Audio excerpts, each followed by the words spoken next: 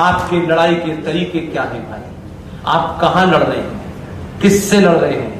आप inch inch भाई भाई में झगड़ा हो रहा है। 10 साल तक आपके मुकदमे चल रहे हैं। उन्होंने ना मेजोरिटी की चिंता की, न पार्लियामेंट में लोगों को जिताने की चिंता की। उन्होंने पार्टियों में इतने दलाल भेज रखे हैं कि उन्होंने कहा तुम्हारा मुंह बंद कर देंगे। ये कानून पास हो गया और आज इस शहर नहीं पूरे देश भर में देश के सबसे धनाढ्य व्यक्ति की कोठी के ऊपर भी दावा ठोक दिया उन्होंने। वो धनाढ्य है इसलिए हर 2 महीने बाद 1 करोड़ रुपया देता है कि चलो जाओ। वो भी कहते हैं ये भी हमारे फायदे का सौदा है। इसलिए आप किस राष्ट्र की बात कर रहे हैं? ये राष्ट्र है क्या? ये देवभूमि है क्या? एक नहीं, आपकी चुप्पी, आपकी कायरता ने, हम सब की कायरता ने और लालच ने यह स्थिति कर दी है कि आज भारत का एक प्रधानमंत्री जो राजकाज चलाता है, कानून से चलाता है, संविधान से चलाता है, वो चला रहा है, चलाने दीजिए। इसी भारत में हमने और अपनी आंखों के सामने कुछ और देखा। इसलिए आपको जो यात्रा बहुत छोटी लगती है, मुझे लगता है कि इतना भी सफर करने में हमको 50 साल लग जाते हैं, जो 5 से 7 साल लगे हैं। इसलिए किसी कानून और नियम को बदलने से अच्छा है 90 करोड़ लोगों की डाई बदल दो, सब ठीक हो जाएगा। और मैं दावे के साथ कहता हूं, तथ्यों में कहता हूं, अहिल्याबाई होलकर और शिवाजी को हम याद करते हैं, लेकिन मैं आज के दौर में घोड़ों पे नहीं आते थे, आज के दौर में मर्सिडीज में लोग चलते हैं। इसी संविधान की शपथ लेकर के भारत का प्रधानमंत्री बिना किसी की चिंता करे, क्योंकि उसने होमवर्क बहुत करा हुआ है, यहां व्यक्ति विशेष नहीं महत्वपूर्ण है, उसका कार्य महत्वपूर्ण है। वो किस जाति का है मुझे इसमें कोई इंटरेस्ट नहीं है। आपको पता है कि जो भारत के अंदर जितने भी हिंदुओं के मंदिर हैं, सनातनियों के मंदिर हैं, जो एक्टिव हैं, उसके ऊपर सरकार का कब्जा है, उस चढ़ावे पे सरकार का कब्जा है। ये लड़ाई कभी किसी हिंदू ने लड़ी नहीं? लड़ी तो क्या लोगों में चेतना जगाने की कोशिश की कि 10-20 पागल पैदा हो जाएं, जगह जगह चिल्लाएं? उनने भी चुप्पी साधी रखी। सिर्फ वैष्णो देवी जहां आप सब लोग जाते हैं, पूरे 1 साल का 520 करोड़ रुपया सरकार उठा के ले जाती है। देवस्थानम बोर्ड तिरुपति 1300 करोड़ रुपया सरकार उठा के ले जाती है, मेरे दान के पैसे को। अगर मेरे पैसे को सरकार लेती है तो कम से कम मेरे काम में वो पैसा लगा है। इसलिए जिन लोगों के पेट में दर्द हो रहा है, जो ये चिल्ला रहे हैं 349 करोड़ रुपया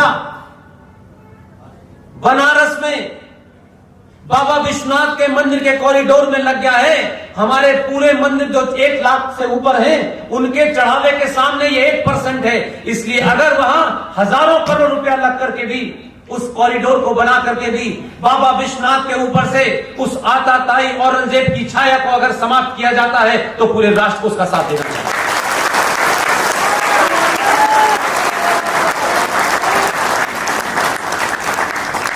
इसलिए एक राजा प्रधानमंत्री के कुर्सी पर बैठता है और वहां उसका मूल मंत्र होता है सबका साथ सबका विश्वास। वो संविधान से चलाता है, लेकिन जब राष्ट्र की चिंता करता है तो मैं और आप तो कुछ भी नहीं है। हमारी समाज में क्या हैसियत होगी? 100-500 लोग हमें जानते होंगे, बस।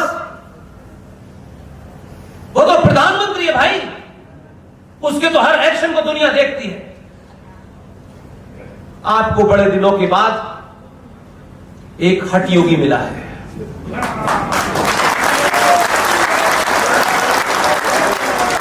मैं कोई बात आपसे भावनात्मक नहीं करता। उसने ये पहले दिन से चिंता नहीं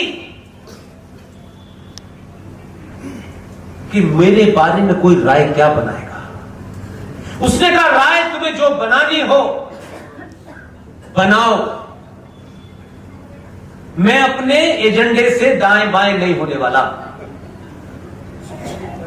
इसलिए जिस भारत के अंदर प्रधानमंत्री मंदिर नहीं जाता था क्योंकि सेकुलरिज्म का भूत सवार था, आपके बदलने से भारत का प्रधानमंत्री अयोध्या में मंदिर की नींव भी रखता है और भगवान राम के सामने लमलेट लेता नजर आता है, राष्ट्र को प्रणाम करता है और कहता है कि मैं भारत का प्रधानमंत्री हूं, संविधान से देश चलाऊंगा, ये मेरी आस्थाओं का मामला है, इस पर कंप्रोमाइज नहीं करूंगा।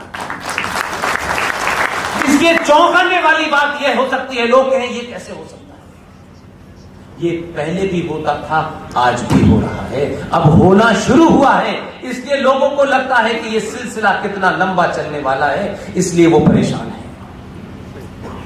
और बराबर आपको जगाए रखता है। उत्तराखंड के वासियों, कम से कम आपको तो ज्यादा धन्यवाद देना चाहिए। वहां उत्तर प्रदेश से चलता है, उसे लगता है कि कुछ लोग अभी नहीं जगे तो केदारनाथ में आके बैठ जाता है, फिर दोबारा दिखाता है मैं हूं प्रधानमंत्री हूं भारत राष्ट्र का, इस राष्ट्र के प्रति मेरी जिम्मेदारी है, देश संविधान से चलेगा चला रहा हूं, उसमें कोई बेईमानी नहीं कर रहा, मैं जो योजनाएं देनी चाहिए वो दे रहा हूं। लेकिन राष्ट्र अगर कमजोर होगा तो लोग मुझे, प्रधानमंत्री तो इस देश में बहुत हुए, इसलिए याद करेंगे कि मैंने राष्ट्र को बचाया। इसलिए तिलक लगा करके 4-4, 5-5 घंटे पूजा करना ये सेकुलरिज्म के खिलाफ नहीं है, ये उसकी अपनी पहचान है और यही राष्ट्र की पहचान है। यही ताकत है कि जिनके बाबा नाना यहां इस देश में राष्ट्रपति रहे, जिनके पिताजी गवर्नर रहे, इंदिरा गांधी की वजारत में कई वजीर रहे, उनके बेटे ने ऐसे ही नहीं सवाल खड़ा किया है कि ये हिंदू धर्म और हिंदुत्व में फर्क है। इतना गूढ़ सवाल नहीं था ऑक्सफोर्ड से पढ़ के आने वाले के कि वो क्या पूछना चाहते थे। उन्होंने पूछा, उन्हें जवाब मिल गया तबीयत से। इसलिए इसमें कोई बहुत बड़ी परिभाषा नहीं देनी, कोई ज्ञान नहीं देना। ये कोई पंडित जी आएंगे वो बताएंगे, उनसे सिर्फ कहिए भगवान राम के मंदिर की आधारशिला रखना, मंत्रों से उच्चारण करना और दंडवत होके मंदिर के सामने लेटना, इसे हिंदू धर्म कहते हैं। और अयोध्या से उठ करके दिल्ली पहुंचना और बालाकोट में घुस करके आतंकियों को मारना, इसे हिंदुत्व कहते हैं।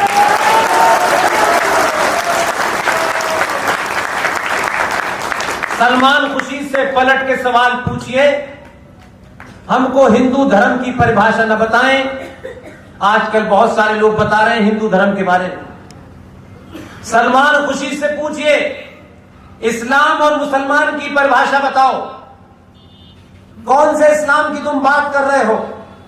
जिस इस्लाम के तहत प्रॉफिट मोहम्मद के दामाद इमाम अली की हत्या मस्जिद में सुबह फजर की नमाज के वक्त की गई, जिस इस्लाम के मानने वालों ने प्रॉफिट मोहम्मद की बेटी बीबी फातिमा के घर में आग लगाकर दरवाजे के नीचे जला के मार दिया,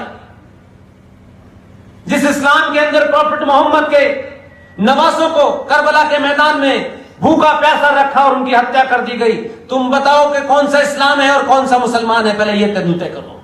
हमको मालूम है हिंदुत्व क्या है और हिंदू धर्म क्या है। बताओ, प्रॉफिट मोहम्मद के खानदान, अली के खानदान के लोग, हसन हुसैन के खानदान के लोगों की औरतों की शाम की गलियों में उनको नंगा घुमा करके नेजों पे उनकी गर्दनें लटका करके चलने वाला इस्लाम है? अली का इस्लाम है? अबू बकर का इस्लाम है? कौन सा इस्लाम है? ये तुम बताओ, पहले हमसे मत पूछो। हमें मालूम है इस्लाम क्या है, हमें मूर्ख मत समझो। हिंदुत्व के बारे में परिभाषा में तुम्हारी नस्लें दर नस्ल चली जाएगी, तुम हिंदुत्व समझ नहीं पाओगे। तुम्हारा हिंदुत्व उसी दिन मर गया था तुम तो उसी दिन हिंदुत्व को मार चुके थे जब 2 रुपए किलो चावल और तलवार की जोर पे तुमने सलवार पहन ली थी। तुम हमें बता देना। जय श्री राम। हमारे पूर्वज जब भी बहादुर थे, आज भी बहादुर थे।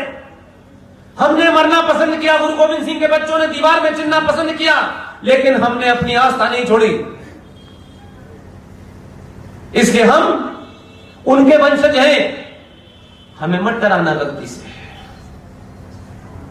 जिसे डराया उसने इतना डराया कि जहां प्रॉफिट मोहम्मद पैदा हुए, जहां से इस्लाम निकला, आज वही इस्लाम के मानने वाला मुल्क कह रहा है कि ये पूरी दुनिया में दंगा फसाद करने वाले तबलीगी जमात पे आज से हमेशा के लिए बैन लगेगा।